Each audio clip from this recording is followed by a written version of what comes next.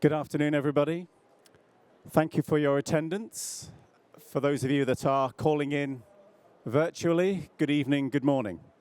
My name is Jonathan McHugh, and I'm the Climate Adaptation Specialist on behalf of the Government of RMI. And we're going to be talking today on a very important matter that's going to be for the future of the country. We have an esteemed team gathered at the front who will, in a very quick half an hour, give you the message that the country needs to deliver to the international arena.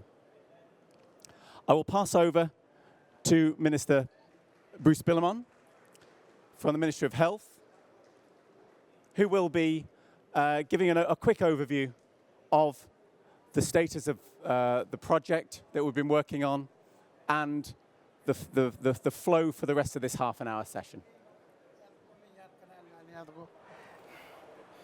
Mr. Billamon. Bebao. Okay. Oh, do I? Oh, you can hear me? I'm an island boy. I'm not used to these things. But welcome. I'd like to thank Jonathan and welcome each and every one of you for this future-looking presentation from the RMI team. And I want to also welcome those who are joining us virtually. Thank you, and we're very pleased to have you here. And let me just do a brief introduction of our team. Can you go back to the other one? No, the first one. Then we'll come back there. Don't worry. Just get back to the first slide, Jonathan, the first one. Okay. To the first one on the team Marshall Islands on this NAP presentation, our survival plan, but like we said, it can be our future plan for surviving. So Jonathan here is our special adaptation specialist. He's our special advisor. It's Jonathan, please stand up once again. And Selena is our youth representative.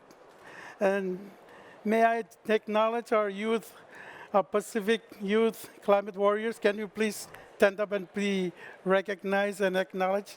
So those are our champions for the future, because it's really their future. That's why we're here. And of course, our Broderick Menke is our National NAP Coordinator. So these are the team. And I'm the Minister of Health, and it's my first time to come here to this COP, and I'm very fortunate, and I'm very thankful because I can see the relationship between environment, climate, and of course the Ministry of Health. So, okay, we prefer to call our state the large ocean state, and because our ocean space is about 770 square miles. And our land is about only 70 square miles. That's really small, about the size, the land size of Washington. But on the space, which is the bigger part of it, if you want a perspective of what the space of the Marshall Islands is, it's pretty much that's the Marshall Island up there. And that's Majaros, it's the capital city. But this is the US and that's Texas. But if you want to really know the exclusive economic zone of the Marshall Island, comprising the ocean and the atolls, it's really about 2.5 Texas. And that's really huge because I went to US many times, and I know that Texas is the largest state in the United States. And put it in a perspective of Europe, Texas is a little bit bigger than France. So you can see what's the land size plus the economic zone of the Marshall Islands. And if we say we were promoting ocean, that's a big resource that we have. But if we really have we really capitalized on it, we don't know yet. But anyway, we're here to discuss our plan. So I'll give it back. But once again, on behalf of my government, and on behalf of my people, and on behalf of our delegation, and especially those that are from that side of the world, the Pacific, I thank you all for coming to this presentation. Thank you so much. Thank you, Minister. We're now going to show a video which demonstrates the work that the World Bank have been helping to fund, which is presenting the way forward for our National Adaptation Plan. The next few minutes, we'll give you the story and we'll elaborate on this in the following discussions in terms of how the Marshall Islands are demonstrating a self-determined national adaptation plan and how we're using technology to inform communities, stakeholders and beneficiaries of the message that needs to be getting across with regard to climate change and sea level rise. So we'll play the video now.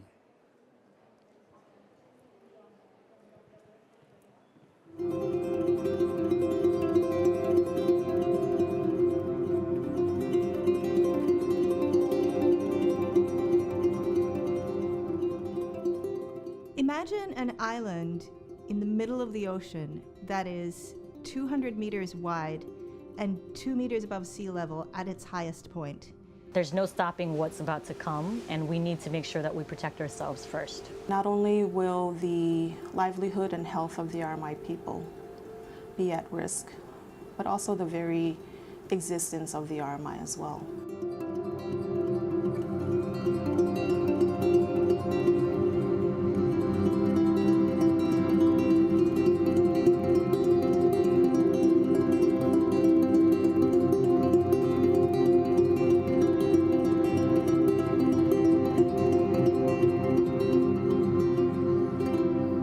Concern is making sure that we don't convey a message that forces our community to lose agency or lose hope, rather that, we convey a message that there's ways in which we can protect ourselves and there's ways in which we can plan for a better future. We are still developing our National Adaptation Plan, or NAP for short.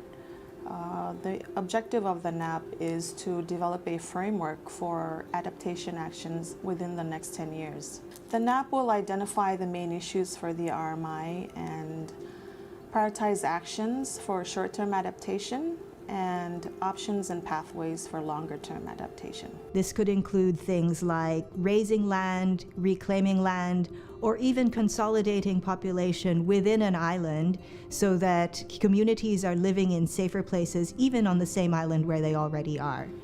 In a country like RMI, where the topography is very flat, it's difficult to visualize precisely the areas projected to be inundated under different sea level rise scenarios. So visualization tools are very useful for us to use.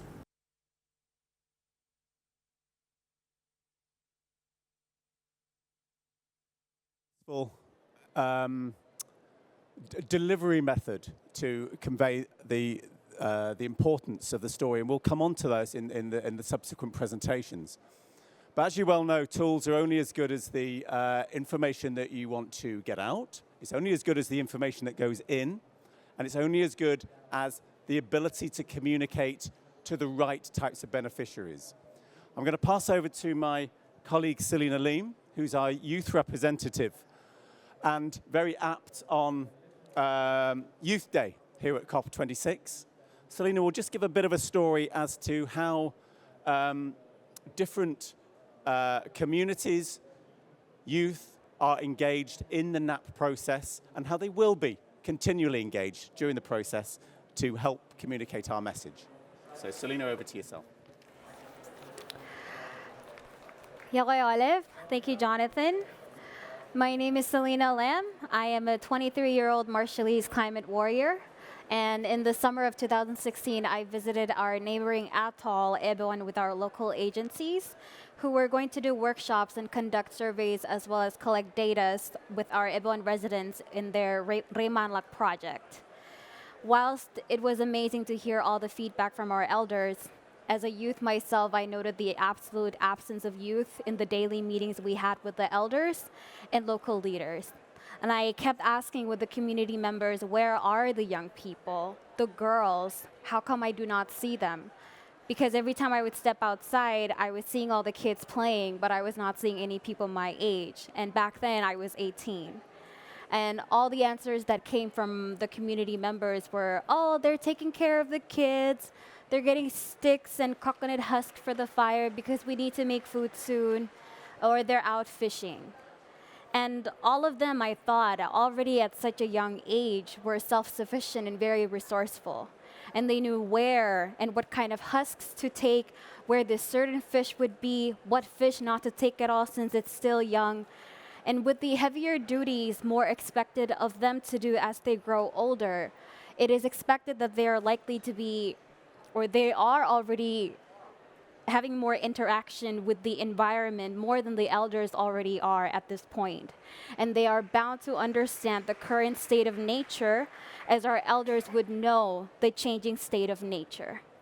And I could not understand at all why they were not present, but given our culture, often shuffling youths away from adult matters, it was also not surprising. That intergenerational gap was already present. However, as a young people who are learning to cook from their elders, how to fish, how to weave mats, or make seashell handicrafts, their feedback is very vital too, as they are already taking the role of being the breadwinner for their family and their community. The pandanus leaves bearing fewer leaves the next year their parents are already experiencing. Imagine the scarcity of it as they grow older if we continue business as it is. Would they have to start considering alternatives already to what they can use to make these handicrafts that their family uses to make their income? Whereas in the capital, Midiro, where I was born and raised, we are already seeing great youth involvements where they are leading projects. For example, in one of our NGOs, Joitigum, and Kathy, our founder, is over here as well, youths will actually be involved in spearheading and consultation for youths for the NAP, and that's the National Adaptation Plan that we were just talking about. And their participation is also being compensated for, monetary compensation, because they need that too. Youths are the nation's investment in the backbone for growth and longevity. And given the high unemployment rates in the Marshall Islands, which can be a cause in itself to leave the country, you provide them with an anchor to stay rooted and to give back to their community. And this is building capacity. Therefore, it is very important that they be included in every aspect of the National Adaptation Plan because our voice equally matters, especially as youth make up more than almost half of the Marshall Islands population. Our Ministry of Education also already has initiatives to include climate change to the curriculum, but I would like to see it to be more comprehensive and applicable to real life. As someone who studied there and never came in touch with the topic in any of my classes from preschool to high school, such development is already a very delightful progress. And by merging the NAP findings in our curriculums, we will teach our young population from a young age in a much more intimate manner because you are using real life situations that they can relate to as it is happening in their backyards. These are what I hope the NAP will accomplish as a youth, to be inclusive of us youths regardless of our genders in planning and decision making and making sure that is equitable in every level and intersectional as well. Comboltada, thank you. Excellent. Very eloquent description of the importance of bringing the youth into our NAP process. And it's that NAP process that I'm going to promptly pass over to my partner in crime, Broderick Menke, who is the National NAP Coordinator and my partner with regard to delivering this really important document. So, Broderick, I'll pass over to yourself just to outline the structure of the NAP process to date. Cool. Thank you. Can you guys hear me? Hi, everybody. Broderick here. Yeah, that was very eloquent. So, yeah, I'm going to get into the more not-so-eloquent parts of the conversation, the more technical parts. As mentioned, my name is Broderick. I am the National Adaptation Plan Coordinator in the RMI. Thank you, Honorable Minister, and thank you, Selena. Thank you, Moderator, for beginning the conversation. Your personal experience and stories are the reason, or a fraction of the reason why we are developing this very important document, and known as our survival plan. So national adaptation planning in our atoll nation. self-determination is the backbone or the reason why we are, or the driver for our national adaptation plan, or why we've developed the adaptation process. So in 2018, the RMI made a decision to make a shift from a very mitigation-driven or focused national planning into adding the adaptation side into the national processes. So in 2019, the World Bank PREP 2 project allocated 1.5 million USD to help us develop our national adaptation plan. And then it was from then that the government formulated this structure that you are seeing in front of you. Oh, it's such a big TV. I thought half of it was missing. But it was from then that the government formulated this structure called the Dile Dileo structure, which translates into lighting the way. Dile Dileo means lighting the way. So this is our coordination mechanism that we use to monitor and move all of the climate activities within the RMI.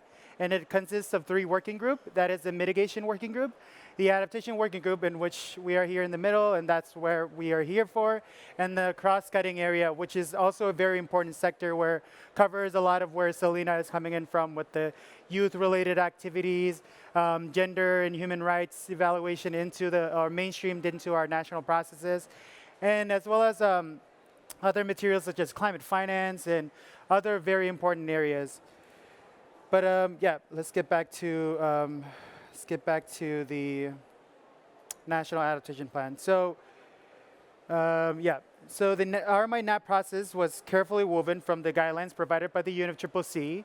I don't know if some of you guys are part of the climate, the adaptation committee, where they monitor the formulation of NAPs around for the UNFCCC, but we used their guidelines to formulate our NAP process.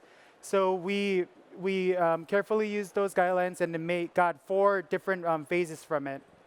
And then the first phase was the laying of the groundwork and addressing the gaps. And this involved individual representatives from priority ministries where we saw that fit adaptation planning or could speak volume for the National Adaptation Plan. And to understanding existing national processes such as our national mechanism of conservation planning, which is called the RMI. RMI translates into looking into the future, and then we also had to take that into consideration to really understand all of what is happening in the RMI. To creating ad hoc groups such as the community consultation team where Kathy is convening, to the climate science task force where they oversee all of the climate science reports that are coming out of, like, let's say IPCC, NOAA, etc. So the first phase is where we are finishing up. We are on to the second phase where we are looking at the preparatory elements. And the Climate Science Task Force and the Climate Science and Impacts Task Force takes a huge role here, where they are providing some analysis from all of these different reports. And they are creating a user or reader-friendly report for the RMI people or the RMI public servants to use in our national processes. Also the information that we are going to gain from the consultation technical team, where we go out into the outer islands or the neighboring islands, is going to inform a more community level basis where we tackle not just the national processes and national sides through the situational statements, but we take the voices of the people through a like extensive consultative process, and then we merge those together to formulate a vulnerability analysis for identifying national planning. And then the later stages that are, can you go back? Can you go back? Sorry. Yeah. The later stages that are the implementation stages, and then the sorry, I can't read that. The monitoring and evaluation part. Those are going to come later, and then, like I mentioned, we are just touching part 2, and this part is going to be the phase 2, and this phase is going to go by really fast as we are brewing up to be completing our NAP by next year. Next slide. So this is our proposed NAP roadmap, where I was just mentioning phase 1 and phase 2 that we are touching on. We are moving quite quickly into phase 3, where we are going to have our extensive consultative process, and then have a draft national adaptation plan, where leading up to phase 4, where we're going to be ironing out some of these messaging. But this is sort of like our own national process where we've developed and tailored for ourselves. As I mentioned, something that is very important to note here is that we did this work on our own, and we drove it as it was a nationally driven process where ourselves, we were the ones that were the editors and the writers and the editors of our own document. And that really informed, or that spoke volume when my partner here would get these reports back into his own office, and then when he tries to analyze the work, he sees all of the junk of the work because we wrote it ourselves and we know our national process. So to get more into details, I'm going to pass it on to our colleague here to really bring out the little bits that we have here. You're going to be good. So yeah, in the final 10 minutes, building on from the video that you saw, the storybook, which has been a really useful exercise and builds on a lot of World Bank funded technical work to identify the climate resilience and the risks that are facing the country. We've got to a position where we need to embed these findings in tandem with the National Development Plan. And the National Strategic Plan has 3 key principles. I was wondering whether they could put the slides in front of me as opposed to me facing that way. But the 3 key principles, oops, daisy, oops. Yep, I'm going to have to face this way for time. The 3 key principles. Firstly, the right to remain. Citizens of RMI have the natural right to remain in their homelands, and that is unquestioned. Secondly, that resilience is absolutely imperative, and that is understood in many, many nations and many, many SIDS. But what's important is the mainstream within all sectors, the importance of climate and disaster resilience, to build in that capacity across all sectors to make sure that they are appreciative of that change and what needs to be done about it. And thirdly, the principle of integrated adaptation, meaning that there is no one size that fits all, meaning that there will be engineering requirements, but there will also be important planning decisions that are going to have to be made. And the important thing is that even before the World Bank money came in, RMI have been doing this. They designed this within their National Strategic Plan. We are coming along in the NAP to make sure that there is complementarity in that process. All these messages are clearly articulated within the RMI's Adaptation Communication, of which, I'm very pleased to say, RMI were the first SID to produce. That doesn't mean we know all the answers yet, I have to stress. But it does mean that we've set an important benchmark out to the international community that actually conveys what needs to be done, by whom, and by when. And is that by when, which is actually an important issue to briefly discuss here. Because the NAP is going to have to make some very important decisions and articulate them in a very clear manner that identifies specific pathways. Now, a pathway in your garden isn't straight. A pathway for a pilot isn't straight. If he flies from Majuro to Honolulu, he'll never go in a straight line.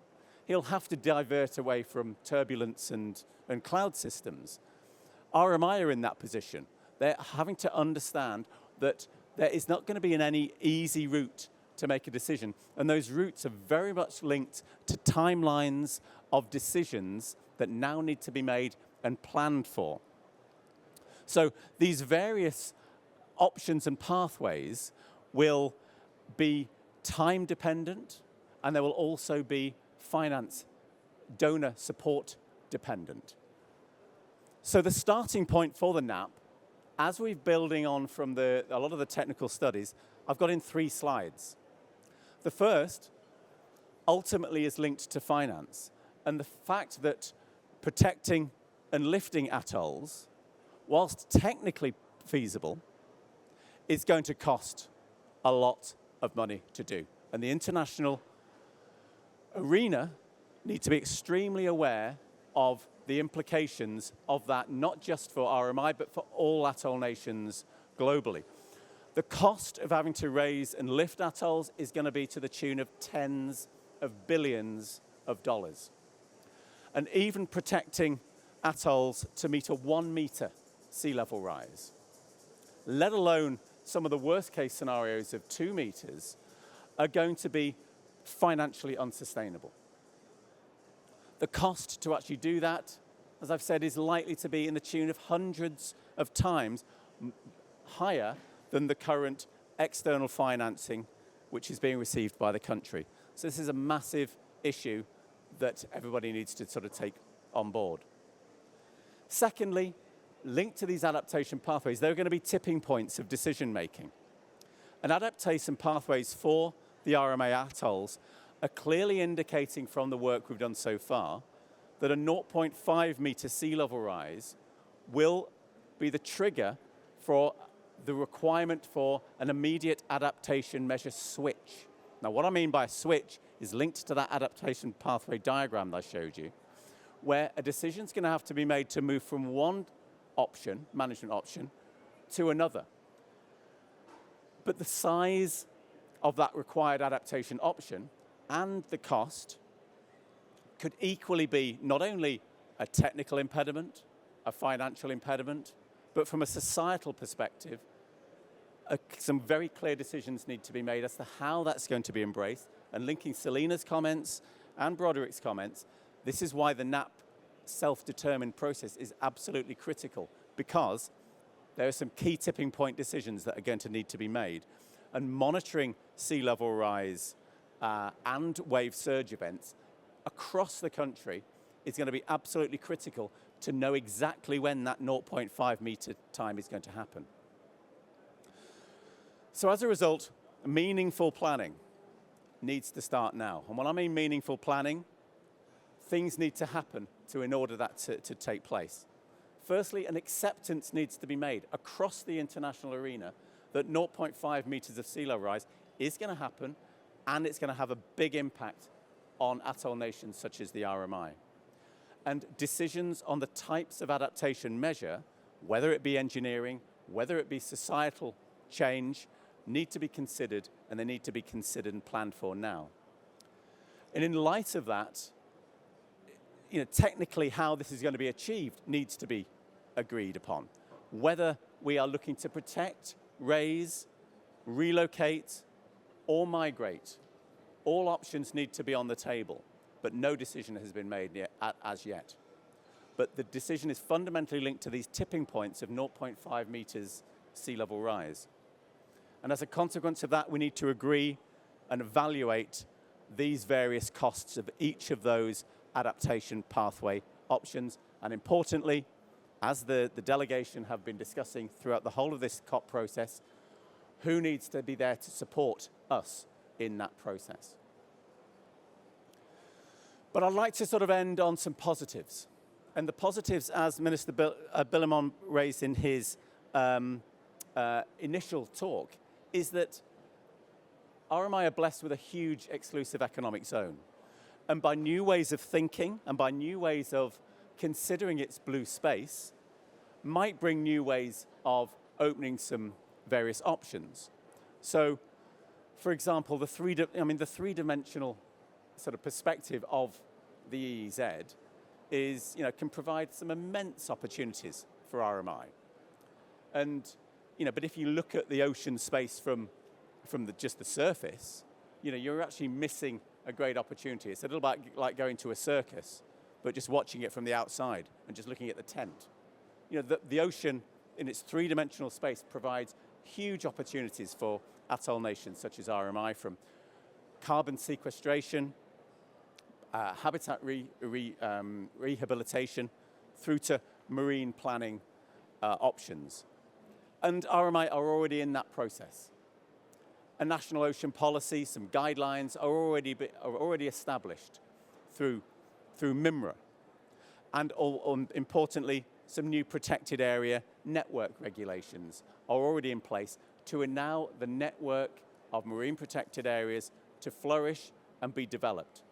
All these opportunities potentially need to be put on the table for the NAP and also raised with international donors as opportunities for the future, how we can bring this in to benefit all in RMI. So with a view on time, I'd like to say thank you, and we will open the floor to any specific questions that people may have for the remaining five or so minutes. So, komo tata. Does anybody have any questions?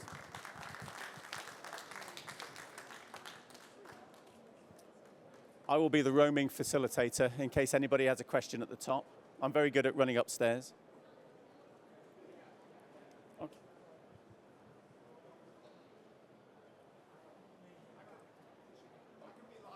You can be loud. Okay. That was fantastic. Congratulations. Sorry. Is there any thought of the negotiation for the compact with the U.S. providing funding? That is on the table, and I'm not too sure whether who would be the best one to answer that about compact. I know that Kathy's been working on that. Kathy, would you mind if I put you on the spot? Because I know you've been liaising on the compact proposal. Compact proposal. Oh my God. First, hi Chip. I didn't even know you were in the audience. So first off, I want to introduce Dr. Chip Fletcher, who has actually played a key role in helping the RMI government switch to focusing on adaptation. So thank you for being here, Chip, and thank you for all of your support during this process. So you're asking about the compact? Okay, well, so RMI has a treaty with the United States, the Compact of Free Association, and RMI, the FSM, and Palau are entering into the negotiations process with the United States. And this offers an opportunity for us to bring up adaptation into these discussions. Now, I can't get into the nitty-gritty of that yet, as we're still developing our proposal. But we are working on making sure that adaptation becomes a key part of what we request from support from the U.S., that this becomes just as much a part of what the ways in which our, I guess basically, we're requesting support from the U.S. for that, for sure. And we're trying to figure out the best way to do that to incorporate it into the compact, but it's quite complicated, and it's a lot easier said than done. But given the stance where the U.S. is right now, we do see it as an opportunity to really engage with them on getting them to kind of find ways to support adaptation for RMI. So I do think the U.S. should have a role in that, and hopefully we're able to make it a big role, big role.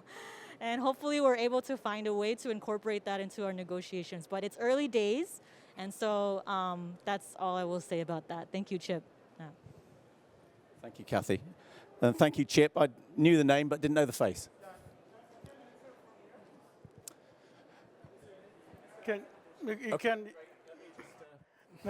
I think you'll be able to sort of speak with your I can speak from here, but thank you, Doctor. Thank you for that question. And we're currently towards the negotiating of the new compact for 2023. The provisions will end by the current compact, then by 2023, and mostly on the financial provisions of the compact.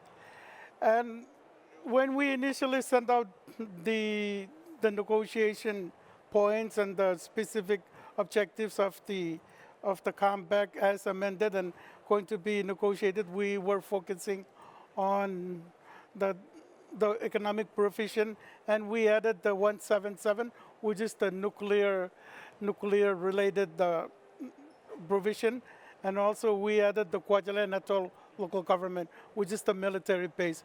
And just recently, the cabinet approved the addition of climate change.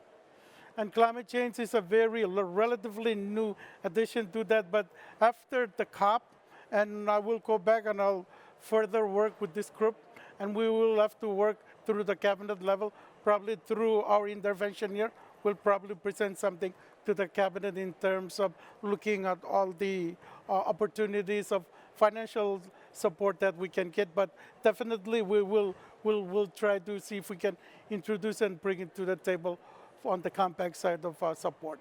So thank you for that. Thank you. We have a remaining 5 minutes, so we've either got time for one decent question or two smaller ones.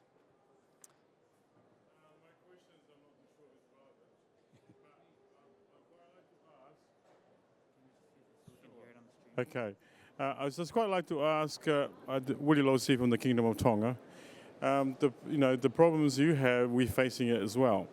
But I'm more looking, do you do any adaptations and mitigation with the planting mangroves and seagrass? I just wanted to know because it's something that's it's quite, yeah, thank you. Yeah, Malo. It is. I've been to Tonga quite a few times, and I understand the situation and some of the issues there.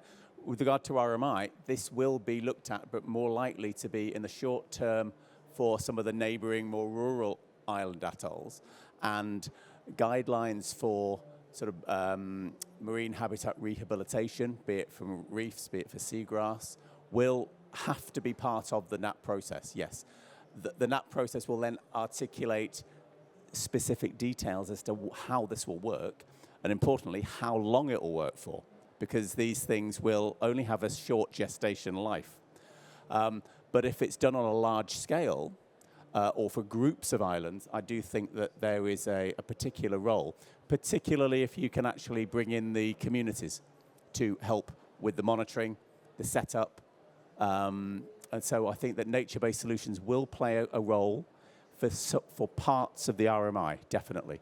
Similar to the way it would work in certain parts of Tonga, Vava'u or Lifuka Island. So I know that there's a role for this if the place is right and if there's the momentum of community spirit to make these things work. So we'll be looking at that as the NAP progresses. The only reason I'm asking is because I was attending a function yesterday at the Commonwealth yesterday, and there is a innovation from here, from the UK, incredible, and it's been funded by the Prince William for this innovations about speeding up planting of coral reef as well, and also other mechanism for Malo. From Prince William is, I think it was a recent award that was won for, was it Mexico or was it Costa Rica? It was, right. So yeah, that was part of it, and it will be part of the role. Yeah. Let me intervene on this one as a member of the cabinet, and for a country like Marshall Island that is very vulnerable, we have to look at all the options on the table. So if that's like diversifying your portfolio and not putting everything in one basket. So that's something I'm looking at my envoys here, so that even the team.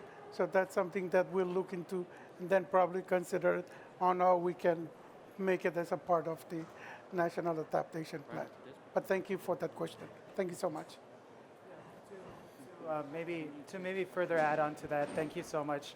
Our nature-based solutions will be informed through, as I mentioned earlier, our other national mechanism that we are looking at is the RMI process, which is looking into the future. It's our conservation mechanism, and we use that through that and through our regional Micronesia Challenge targets. We do a lot of conservation both in terrestrial and in marine to inform our national processes as well. So, yeah. Great. Well, with a view on time, I'm going to have to sort of draw that to an end. So I'd like to, on behalf of the RMI delegation, I can see everybody here, and I know that everyone's been working so hard. I want to thank them for all the hard work they've been putting in. I'd like to thank you for listening to our story. Obviously, the World Bank for contributing their monies towards setting up our NAP. And we all keep the faith and we all keep the hope. We have to. And, on behalf of the team, we will use this as a springboard to move forward into the coming months and years with great vigor and prosper. But on behalf of the team, I'd like to thank you all very much for your attendance, and I wish you a good remainder of COP. So thank you very much.